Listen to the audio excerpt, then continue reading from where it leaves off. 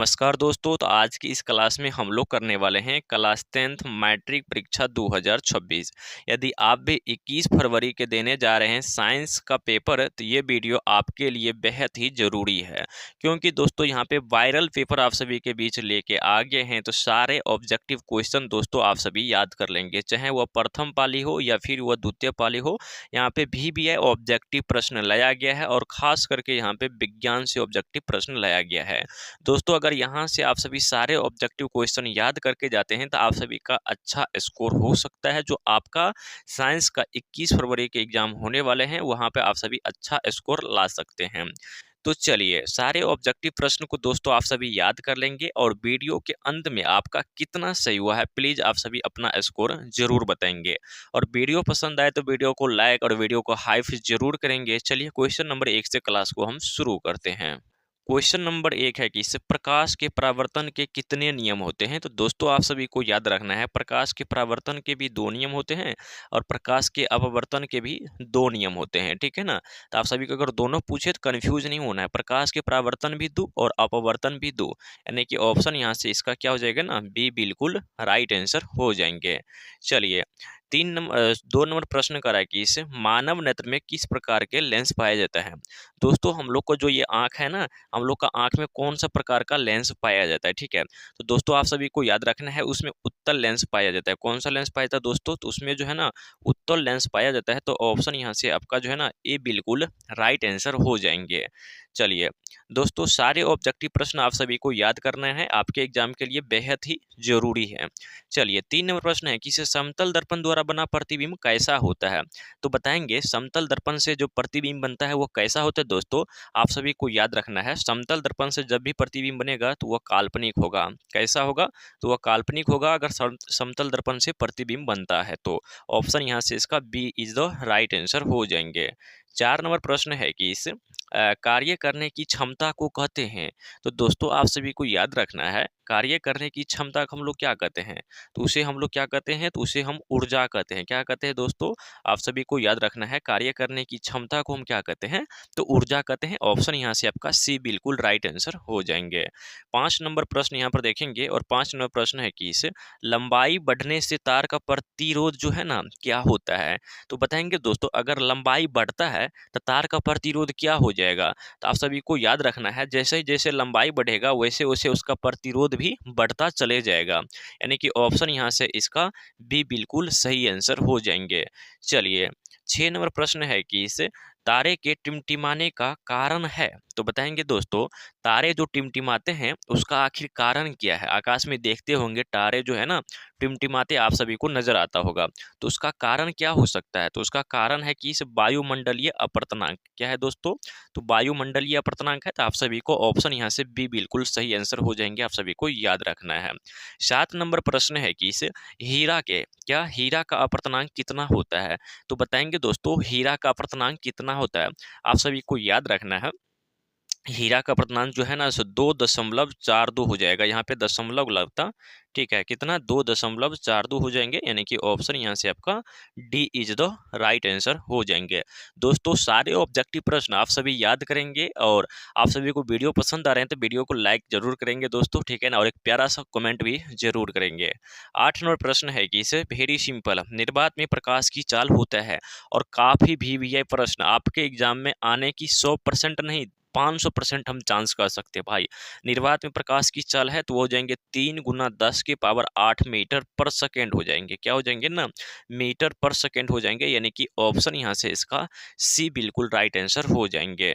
चलिए नेक्स्ट यहाँ पे 9 नंबर प्रश्न है कि इस प्रकाश का चाल जो है ना न्यूनतम होता है। तो बताएंगे दोस्तों, प्रकाश का चाल जो है ना न्यूनतम कहाँ होता है।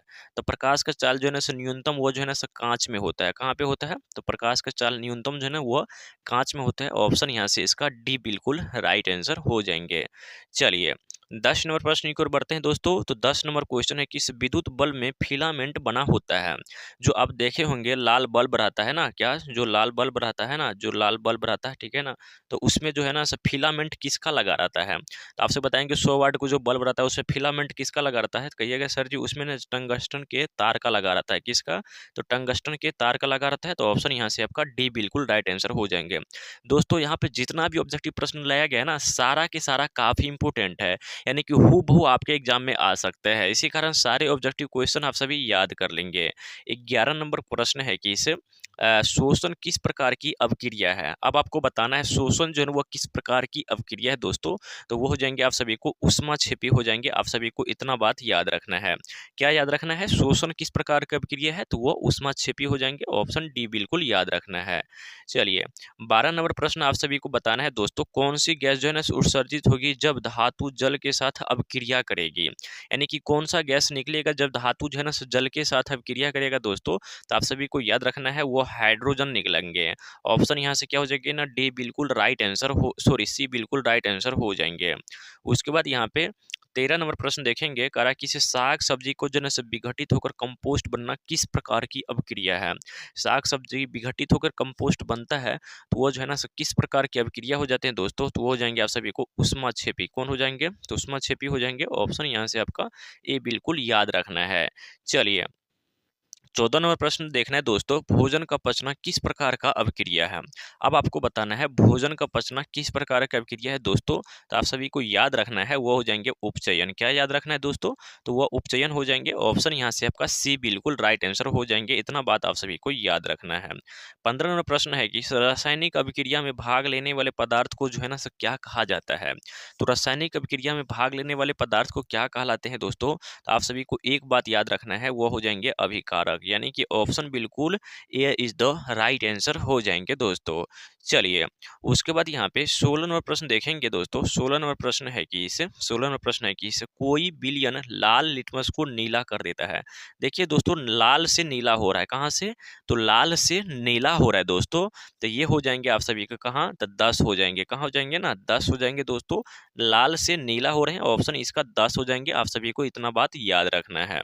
चलिए 17 नंबर क्वेश्चन याद रखना है दोस्तों, अम्लीय ऑक्साइड के विलयन का पीएच मान क्या होता है। दोस्तों आप सभी को याद रखना है अम्लीय जो है ना अम्लीय ऑक्साइड के विलयन का पीएच मान क्या होता है। तो वो हो जाएंगे आप सभी को यानी कि 4, यानी कि ऑप्शन यहाँ से क्या हो जाएगा ना, डी बिल्कुल याद रखना है दोस्तों। चलिए उसके बाद यहाँ पे 18 नंबर क्वेश्चन कर रहा है दोस्तों, बेकिंग सोडा बेकिंग पाउडर का जो है ना अणुसूत्र क्या है। तो बताएंगे बेकिंग पाउडर का जो है ना अणुसूत्र क्या हो जाएंगे दोस्तों। तो आप सभी को एक बात याद रखना है NaH, क्या NaHCO3। कौन? NaHCO3 ये हो जाएंगे आप सभी का बेकिंग पाउडर। क्या हो जाएंगे ना, ये हो जाएंगे बेकिंग पाउडर का अणुसूत्र क्या, NaHCO3। ऑप्शन यहाँ से सी बिल्कुल राइट आंसर याद रखना है। चलिए उसके बाद यहाँ पे 19 नंबर प्रश्न है कि शुद्ध जल का पीएच मान होता है। तो बताएंगे शुद्ध जल का पीएच मान कितना होता है। तो शुद्ध जल का पीएच मान जो है ना वह 7 होते हैं। तो ऑप्शन यहाँ से आपका बी बिल्कुल राइट आंसर हो जाएंगे। शुद्ध जल का पीएच मान 7 होते हैं। अम्लीय 7 से कम होगा और क्षारीय 7 से ज्यादा होगा। चलिए 20 नंबर प्रश्न है कि इस निम्नलिखित में से कौन सा जो है ना बूझा हुआ चूना है। तो बताएंगे दोस्तों बूझा हुआ चूना कौन सा है। तो कहिएगा वो हो जाएंगे सी ए इंटू में OH2, यानी कि ऑप्शन यहाँ से बी बिल्कुल आप सभी को याद रखना है। चलिए 21 नंबर प्रश्न है कि इस कवक में पोषण की कौन सी विधि है। तो बताएंगे कवक में पोषण की कौन सी विधि है। तो दोस्तों आप सभी को याद रखना है वो हो जाएंगे मृतजीवी। ऑप्शन यहाँ से बी राइट आंसर हो जाएंगे। काफी VBA प्रश्न दोस्तों, वैसे तो सारे के सारे काफी VBA प्रश्न है, लेकिन एक एक ऐसे प्रश्न है जो मोस्ट VBA है। जितना VBA बोलो उसका उतना ही कम है। अगर वीडियो पसंद आते जा रहे हैं तो वीडियो को लाइक जरूर करेंगे। 22 नंबर प्रश्न है कि इस मैग्नीशियम पाया जाता है। बताएंगे दोस्तों मैग्नीशियम जो है ना वो पाया जाता है। तो कहाँ पाया जाता है, तो वह क्लोरोफिल में पाया जाता है। कहाँ पे पाया जाता है दोस्तों, तो मैग्नीशियम क्लोरोफिल में पाया जाता है। और आप सभी को याद रखना है क्लोरोफिल का रंग जो है ना वो हरा होता है। कैसा होता है क्लोरोफिल का रंग जो है ना वो हरा होते हैं। आप सभी को ये बात भी आप सभी को याद रखना है। चलिए 23 नंबर प्रश्न को आपको आंसर देना है दोस्तों, प्रकाश संश्लेषण की क्रिया में ऑक्सीजन जो है ना बाहर निकलती है। तो बताएंगे किससे जो है ना ऑक्सीजन बाहर निकलती है दोस्तों। तो वो जल से बाहर निकलती है। ऑप्शन यहाँ से ए बिल्कुल राइट आंसर हो जाएंगे और आप सभी को याद भी रखना है। 24 नंबर प्रश्न है कि स्वपोषी पोषण के लिए आवश्यक है, तो बताएंगे दोस्तों स्वपोषी पोषण के लिए CO2 भी, क्लोरोफिल और सूर्य का प्रकाश, यानी कि ऑप्शन सभी हो जाएंगे दोस्तों, यानी कि ऑप्शन डी आप सभी को भी याद रखना है। 25 नंबर प्रश्न है कि कूटपाद किस में पाया जाता है, तो बताएंगे दोस्तों कूटपाद जो है ना वो किस में पाया जाता है, तो वो जो है ना अमीबा में पाया जाता है। कहाँ पे पाया जाता है दोस्तों, तो कूटपाद जो है ना वो अमीबा में पाया जाता है। आप सभी को इतनी बात आप सभी को याद रखने की जरूरत है। चलिए 26 नंबर प्रश्न है कि क्लोरोफिल वर्णक का रंग होता है, इससे पहले आपको बताए थे क्लोरोफिल वर्णक का रंग होता है दोस्तों, आप सभी को याद रखना है वो हरा होते हैं। कैसे होते हैं वो दोस्तों, तो वह हरा होते हैं। तो ऑप्शन यहाँ से आपका ए इज द राइट आंसर या हो जाएंगे और आप सभी को याद भी रखना है। 27 नंबर प्रश्न है कि पीत रस कहाँ से स्रावित होता है, बताएंगे पीत रस जो है ना वो कहाँ से स्रावित होता है, तो आप सभी को याद रखना है वो होते हैं यकृत से स्रावित। ऑप्शन यहाँ से आपका बी बिल्कुल राइट आंसर हो जाएंगे। 28 नंबर प्रश्न है कि मानव हृदय में कोष्ठकों की संख्या होते हैं, तो आप सभी को याद रखना है मानव हृदय में कोष्ठकों की संख्या 4 होते हैं। कितना होते हैं, 4, यानी कि ऑप्शन यहाँ से सी इज द राइट आंसर याद रखना है। 29 नंबर प्रश्न है कि विक संरचनात्मक क्रियात्मक इकाई को जो इकाई किससे कहते हैं, तो 29 का बिल्कुल राइट आंसर याद रखना है वो हो जाएंगे नेफ्रॉन को कहते हैं। ऑप्शन यहाँ से क्या हो जाएगा ना, ऑप्शन यहाँ से आपका सी बिल्कुल राइट आंसर हो जाएंगे दोस्तों। चलिए 30 नंबर प्रश्न है और जो कि यहाँ पे लास्ट प्रश्न है, पौधे हरे क्यों होते हैं, पौधे जो है ना हरे क्यों होते हैं, आप सभी को इसका आंसर देना है। तो वो आप सभी को याद रखना है वो क्लोरोफिल के कारण होते हैं और क्लोरोफिल का रंग भी हरा होता है और उसी के कारण क्या होते हैं पेड़ पौधे हरे होते हैं। इतना बात आप सभी को याद रखना है दोस्तों। यहाँ पे टोटल 30 ऑब्जेक्टिव प्रश्न लाया गया था, तो आप सभी 30 में कितना सही किए हैं प्लीज आप सभी कमेंट करके जरूर बताएंगे। और यहाँ पे जितना जितना ऑब्जेक्टिव प्रश्न लाया गया था ना सारा के सारा काफी भी ऑब्जेक्टिव प्रश्न था। तो दोस्तों सारे प्रश्न को आप सभी अच्छे तरीका से याद कर लेंगे ताकि आप सभी अगर बोर्ड एग्जाम में जाते हैं तो आप सभी का अच्छा स्कोर हो सके। यहाँ से अगर सारे ऑब्जेक्टिव क्वेश्चन याद करके जाते हैं तो हूबहू यहीं से ऑब्जेक्टिव प्रश्न आप सभी के बोर्ड एग्जाम में जरूर आएगा।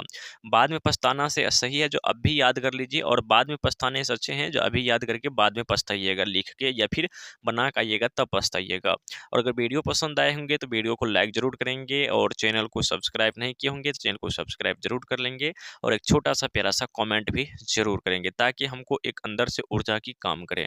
चलिए थैंक यू सो मच, मिलते हैं अगले क्लास में।